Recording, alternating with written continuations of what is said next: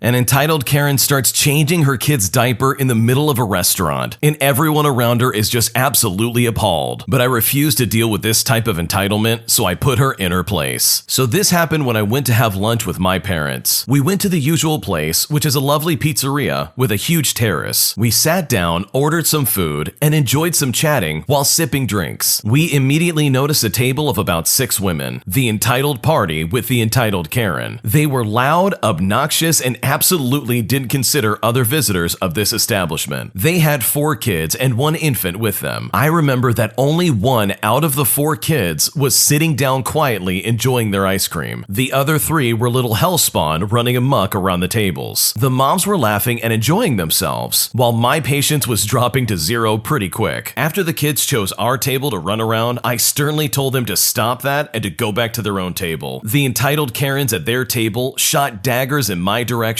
but didn't say anything directly to me. They just called their kids and told them to go play in the kids' corner. It took about a minute and the kids were back, and that was also the time when our food came in. They almost caused the waitress to drop a plate as she stumbled over one of them. Luckily, she managed to make it without any kind of disaster. The waitress then went to the table and asked if they would mind their children, to which the mothers played it down like it was no big deal. They just said, "They're just children just playing." Apparently, they didn't realize that a restaurant is not a playground. But this wasn't even the worst of it. They also didn't realize that a restaurant is not a toilet. So you can imagine my disgusted surprise when this entitled Karen takes her infant out of the stroller and begins to change her child's diaper right then and there on the dining table in the middle of the restaurant. We have already finished our meal, thankfully, but I was upset regardless. I was not quite sure what was going through this entitled Karen's head, but apparently her 2 brain cells were too busy trying to find each other in the empty space, so nothing useful came out of there. Once she was done with changing the kid, she just casually put the poopy diaper on the corner of the table. She packed it into a small package, but didn't put it in a bag or anything. She just expected the waitress to just pick it up and throw it away for her. And the final straw to this disgusting display from these entitled Karens was that nobody washed or sanitized their hands after changing this kid's poopy diaper. And by this point, I was fed up. I very loudly said that they are disgusting pieces of garbage, and that perhaps at home they would find it normal to put poopy diapers on their dining table, but in a modern society, however, that's not a thing. I then demanded that these people start behaving like people and not like animals, where they're putting their poop exactly where they eat. When the waitress saw this, she was also incredibly upset. What's even worse is that this entitled Karen wasn't even actually aggressive, but she was just completely oblivious to things around her. She was completely dismissive and perhaps not even capable of understanding that every single customer around her was angry about her brats running around the tables, as well as her putting poopy diapers on the table. After that encounter, I never really came back to that restaurant and really did start to dislike it after a while, because I'm not fond of having someone's poopy diapers on the table while I'm trying to eat. What kind of parent would do that? Like, if your kid needs to be changed, then you need to go to the bathroom to do that. There's quite literally a station available where you can change your kid and get things taken care of. But I can't imagine witnessing that inside of a restaurant and still having any kind of appetite or even wanting to come back. That entitled Karen literally put a poopy diaper on the table and expected the waitress to take care of it. That is absolutely disgusting. So good for you for speaking up, and I don't really blame you for not going back, because if I was in your shoes and I witnessed something so disgusting like that, I probably would not go back to that restaurant either. I just found out that my boyfriend went on a 7-day vacation with his ex last year, and he never told me, and I really don't know how to make sense of any of this or what to do. In 2021, I moved from California to New Jersey for school. My boyfriend and I met on a dating site in July, and we hit it off instantly. He just got out of a 4-year relationship in February, and my relationship of just under 2 years ended in March. My ex and I were still friends when we broke up, and we even made plans for him to come visit me in September from another state. At the time, I wasn't really looking for a relationship and made it clear to him during our first couple of dates. He knew that my ex was visiting and was aware I was talking to other guys besides him. We clicked so well. We started hanging out almost every other day since the day we met, and he slept over at my apartment after every date. We quickly developed feelings for each other, and I found myself losing interest in just about everyone else. After about 2 weeks, he expressed wanting to be exclusive, but didn't want to rush me, and that he had to stop talking to other girls a while ago. He also started getting mad and hating the idea of me still talking to other people and having my ex visiting me in September. He told me about an upcoming annual family vacation that he goes on every year in August. It lasts for 1 week, and he said he didn't want to lose me while he was away. He also jokingly asked if I wanted to come along, and he asked this a few times leading up to the vacation. The night before the vacation, we cuddled in bed and poured our hearts out to each other. We had been unofficially exclusive for about a month. I told him I canceled on my ex and that he wasn't coming in September anymore, and my boyfriend was so happy when he heard that. When he got back from vacation, he practically moved in with me. We lived together for 10 months and fell deeply in love. He said he's never met anyone he felt so strongly connected to. He asked me recently to come on this vacation trip this year with his family, and I agreed. We talked about the future and made plans together. He drove up to his parents for Thanksgiving and Easter's in North Carolina. I went to his relatives' parties and met his distant family, uncles, cousins, everybody. He even met my parents at my graduation in May. When my lease was over in June, I had planned to go back to California and he would move back to North Carolina. He begged me to come live with him in North Carolina, but we ultimately agreed to do long distance for a year, visiting each other every couple of months, and that he would be moving to California after that year. After just 1 month apart, I flew to North Carolina to surprise him for our 1-year anniversary. I ended up staying there for a month and went on the vacation with his entire family in August. I just got back to California a few days ago and saw an Instagram post from his brother's girlfriend of last year's vacation, and he is laying next to his ex-girlfriend in the Caribbean.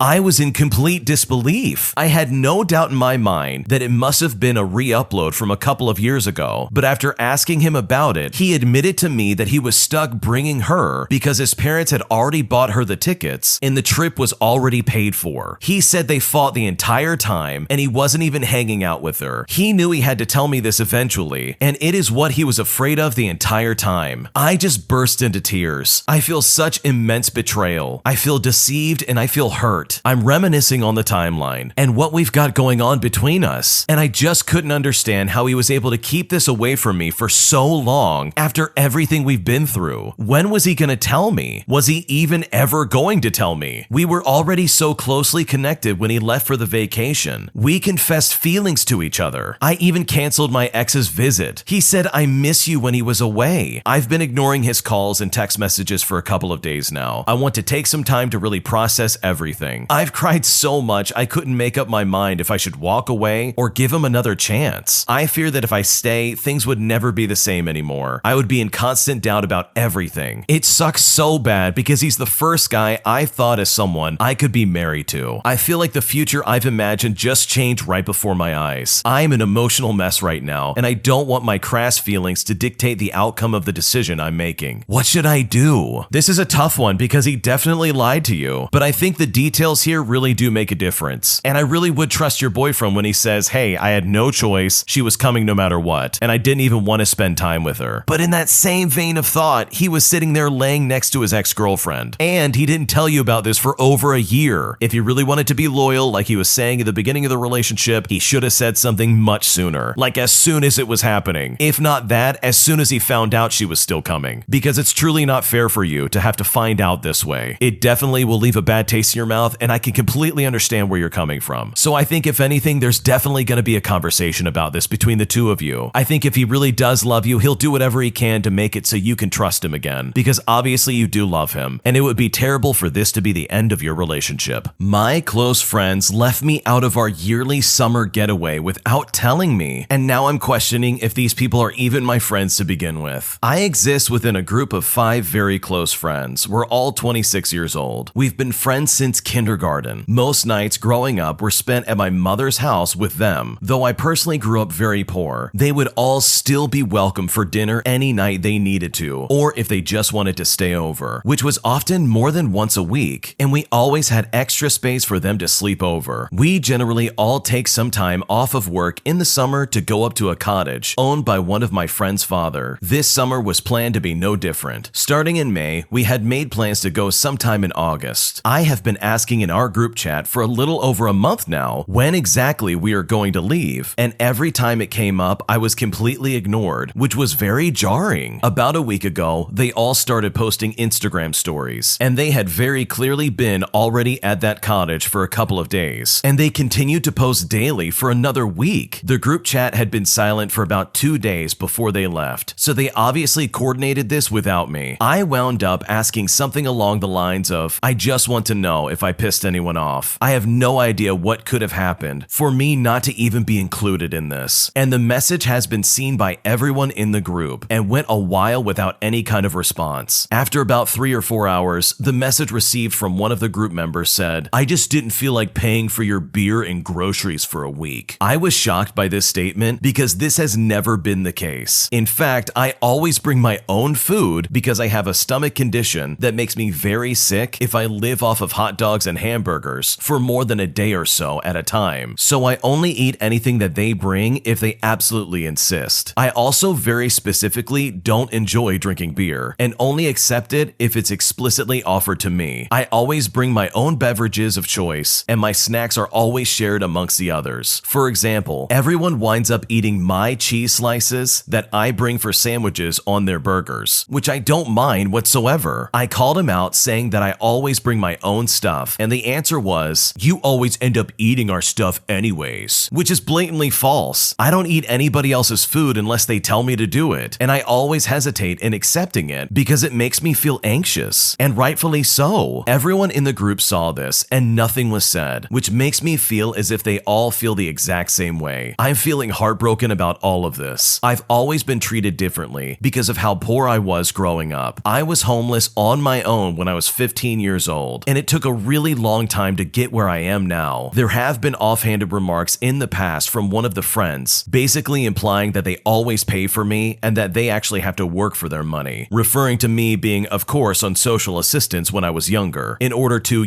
not starve to death, and to be able to simply pay my rent. I feel like everyone still sees me like a charity case. It is almost impossible to break the stigma that I somehow expect things to be given to me for free, which has never been the case. In fact, I absolutely hate accepting things from anybody. Either way, I left the group chat and all other chats that we happen to be in together. One of the members added me back a couple of times, and I expressly requested that I not be added back. I have felt horrible ever since this happened, and I really don't know what to do here. I feel like I can't just shrug this one off, like everything else that's happened. I absolutely hate that I'm seen as a liability like that. Even if it was the case that they would have needed to pitch in for food for a week, I am the only person in the group they would have had a problem doing so for. More and more over the years, it's been seeming like we're only still friends because it's been that way forever. That's my perspective, at least. Should I make it apparent how I feel about the whole thing and move on? Should I try to salvage something? I cannot see myself feeling welcomed ever again. What should I do? I would kick these people to the curb and never look back. There is no way I would personally put up with that type of disrespect. They've made their decision. They don't like you and they don't want you in their group. In fact, they don't like you so much that they coordinated behind your back to avoid you being a part of this group trip that you've been doing forever. I seriously just would not waste my time with them ever again. They are terrible people, and they weren't even man enough to tell you that they did not want you in the group anymore. They went behind your back like a scared little child and did all of this without you. And they did this expressly with the fact that they knew it would get back to you. They don't view you as an equal, they see you as someone who's underneath them, and to be honest, these people are not your friends. They are absolute pieces of garbage, and you definitely can find people who actually care. Because these people don't, plain and simple. And when you asked them why they did this, they could not come up with a real reason why they did not want you in their group anymore. They tried to say, oh, I don't want to pay for your groceries. They'll look for any kind of same old argument to try and rationalize why they won't like you, which in all honesty is just not even real. They turn their back on you, and you do not need that in your life. So hold your head high and move forward with your life. You do not need these people, and you will be so much better off without them. My girlfriend is overwhelmed by new changes in her life, and as a result, she wants to take a break from our relationship, and I'm honestly not sure what to do. My girlfriend and I have been dating for 8 months now. We have very similar views on the world, similar personalities, and we complement each other amazingly, and overall we love and accept one another. We often say that it's kind of strange that we met each other since we never expected to find someone with who we had such a great time and feel completely whole with. I moved to another city away for school, and she had to move back to her hometown for family issues. It was about 4 hours away by car from my university. As we are starting a long-distance relationship, she is also confronted with several challenges. challenges. The situation with her parents is not ideal, and she is looking for a job. She is a doctor, and so am I, and she has a bunch of licensing exams to do. All of this to say, she is going through a lot of stress at the same time. For the past 2 weeks, the relationship has been rocky, and last week she dropped the news that she wanted some space. Since I love her dearly, I agreed and I understood, especially after the long conversation that we had. We didn't speak for 5 days, and we had already planned that I would go visit her this weekend. When I saw her yesterday, she had a hard time vocalizing what she wanted to say, and knowing her like the back of my hand, I asked her if she wanted to break off our relationship. She started crying and said that it is hard for her right now since she has so many other things going on, and she feels like she cannot focus on herself and her work since she is overwhelmed. She said that she feels like the relationship is one-sided since I am putting a lot of effort into seeing her and supporting her while she is currently unavailable emotionally for me. Just as an FYI, I really understand and haven't been bothered by it since I know what she's going through in her situation right now, and I'm very compassionate towards everything. She feels like she is wasting my time and feels like it's unfair. So at this point, I tried to explain to her that I am a grown man and that I can make decisions for myself, and that I go to see her because I love her. But what is important is that she is happy, and she said that she is the happiest she can ever be when she is with me. But once I am not around, she feels anxious and is stressed about all the things she has to do. We still ended up being together for the past 2 days, and she was holding my hand and holding me close to her. We didn't sleep that night and spoke for hours about family and the future. But this morning, it felt like she was scared to see me go again, and I could see it in her eyes that she needs this break. I feel very powerless regarding this situation, all because I am so far away from her. I really love her, and I'm scared to lose her, but I feel like I have to give her the space that she needs and maybe rekindle our situation in like 1 or 2 months' time, once her situation becomes more stable, especially in the career aspect of things. The other side of me wants to fight for it in a selfish way. I am torn since she truly is the most amazing person I've ever met. What should I do? It sounds like you really care about your girlfriend, which is really good, and you guys obviously want to make this work, but the situation that she's in and all the hard things that she's currently trying to get through is making it impossible for you guys to be together. So I think it wouldn't be a bad idea to listen to your partner and do what she says in this moment. She clearly wants to take a break to try and get things figured out and then come back to the relationship when she's ready. She's going through a lot. She's got issues with her family and her career. That's a lot for anybody to take on. And while I totally understand you have that inclination that you want to fight for this and you want to make this work no matter what, even if it's long distance, I think you really should consider her perspective and say, okay, let's come back in 1 or 2 months and see where we're at. I've been in situations like that where family stress or a loved one who's on the verge of passing away or career problems are causing a lot of problems in my life. And being in a relationship with all these things going on can bring you down and can be a big stressor in your life. So it's understandable that she would want to take a break. So that's my opinion. I think taking a break and allowing her time to get her life together really would do good for her as well as you. But I think if anything, leave the ball in her court and let her know that she can always reach back out and keep things going, because maybe this relationship will prove the test of time. But there's also a chance that this is probably the end of your relationship. So that's also something you need to consider. But whatever you decide to do, I hope it really does work out, and hopefully you guys are still able to have some kind of a relationship and keep each other close, even if that means right now or later down the line. My mom is making me feel bad about the honeymoon my fiance and I just booked, and I really don't know how to handle this situation or what to do. So my fiance and I are getting married next summer. We've been dating for a year and engaged for about 2 months. We agreed to a low-key honeymoon because I'm still in grad school and I don't have much time to take off in the first place. But once I graduate, we'll be taking a much longer trip internationally. We booked a honeymoon at an all-inclusive resort in Florida just a couple of days ago. It seemed really promising from the website and it had really good reviews. We could also get a discount for booking it this month, so we signed up and made the purchase. My fiance is solely paying for it because I have no money since I'm just a student. So I called my mom today and I updated her on what our plans were and where we were going for our honeymoon. I expected her to be excited, but instead she starts questioning why we would choose Florida and accusing my fiance of pressuring me to go somewhere cheaper when she knows for a fact he can afford more. As a side note, my fiance does make quite a lot of money, so it really is not an issue in this regard. She starts asking me if it was the place that I always imagined I would be going and saying that I only only get one honeymoon, so it should be good. My mom and dad went on a small Caribbean island for theirs. Also, my parents had well over a week to enjoy their honeymoon, whereas because of my schooling, I'll be lucky to get 1 week at all. I can't really talk to anyone about it, and I don't want to talk to my fiance about it because I don't want him to feel guilty about making this purchase and putting this money down for something that we need to question. I mean, we already made a payment on this. He has a very big heart, and I know that it will crush him if I talk to him about it, but it's eating me up inside. I don't know how to think about it, but is Florida really that bad of an option? Should I try to get my fiance to get us to go to a honeymoon somewhere else, all because my mom is complaining about it? What should I do? I think this is a really terrible thing that your mom has done. She's literally getting in your head to try and stop you from going to Florida, as if she has any say in what you can and can't do for your honeymoon. Fun fact, she is not going to be there. She's not going to be involved in your marriage. It's going to be you and your fiance. So if you guys want to go to Florida, then go to Florida. There's a lot of options there for fun things to do, and it is definitely not a lesser location to go and have some fun and be with your future husband after you get married. You're going to have a good time. I know there's all these terrible stories that come out about Florida man and all that stuff, but in all actuality, as someone who has lived there, it's not nearly as bad as you think, especially if you're going to be at a resort of some kind, enjoying your life in the sun. And it sounds like you two were excited about this until your mom chimed in with her ugly opinion. I just personally would not let her get inside your head and make you second guess something you've already paid for. So plan on going to Florida when you get married, and don't think twice about it, because your mom has no say in your marriage, and chances are you get there and you're probably going to have the time of your life. Thanks for watching. When you subscribe, make sure to hit the bell to turn on notifications. To finish listening to all the stories, use the playlist at the top of the description. And the next time you live stream, use the Cream of the Crop music. Search Cream of the Stream on Spotify or whatever platform you use for copyright-free music to use for your next stream.